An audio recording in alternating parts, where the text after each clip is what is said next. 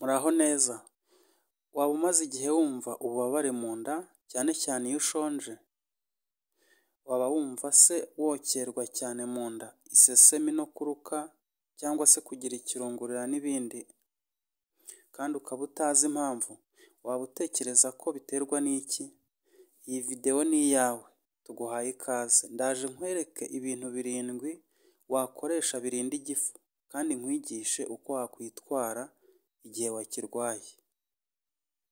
Igifu ni kimwe mu bice bikomeye cyane by'umubiri, ariko kiranababaza cyane iyo tutacyitayeho neza. Dore ibiribwa bifasha mu gufata neza igifu.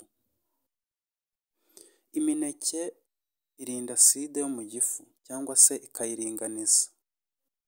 Amashu atogosheje ashobora nayo kurwanya kubyimba kw'igifu, inflammation. Ibijumba nabyo bifite fibre nziza ifasha igogora rikagenda neza. Amazi y'akazuyaze iyo uyanyweye mu gitondo aturisha igifu, ubuzima bwacyo bukagenda neza. Umuceri n'ibigori byoroshye cyane bifite ikinyabutabire cyitwa starch, nacyo gishobora gufasha mu migendekere myiza y'igogora, bityo n'igifu kikarushaho kugira ubuzima bwiza. Amata y'inshyushyu nayo abantu benshi barabizi ko arinda igifu kuribwa cyangwa se akagifasha mu kazi kacyo ka buri munsi. Karoti n'ibitunguru birimo nabyo intungamubiri zirinda igifu kubyimba. Ibi biribwa tuvuze haruguru birinda aside yo mu gifu kandi bikoroshya igogora kugira ngo rigende neza. Ariko nanone hari ibyo ugomba kwirinda cyane niba ushaka kugira igifu kigira ubuzima bwiza. Muri uru rugendo rero ugomba gukora ibi bikurikira: kwirinda ibirungo byinshi, aha twavuga nk'urusenda na tangawizi. Kwirinda kunywa kawa na soda bya hato na hato. Inyama zokeje ni ukuzirinda, nabyo byafasha ubuzima bw'igifu cyawe.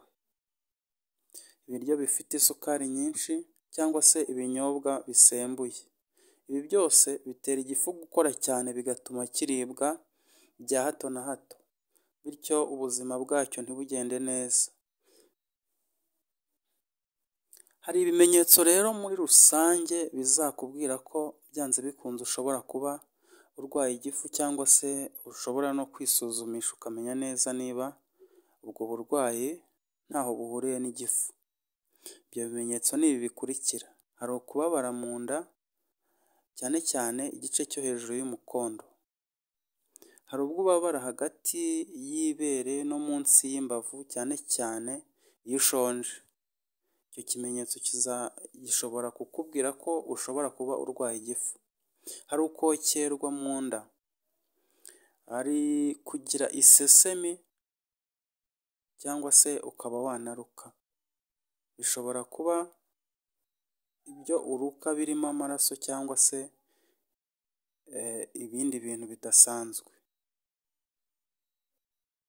Kumva unaniwe cyane, kunanirwa kandi bigakurikirwa no gutakaza apeti. Ntushake kurya cyangwa wanarya ukarya ibiryo bikeya, ugahora wumva utameze neza. Ikirungurira nacyo gishobora kukubwira yuko ushobora kuba urwaye igifu. Muri make, ikirungurira aside yo mu gifu iyo isubira inyuma mu muhogo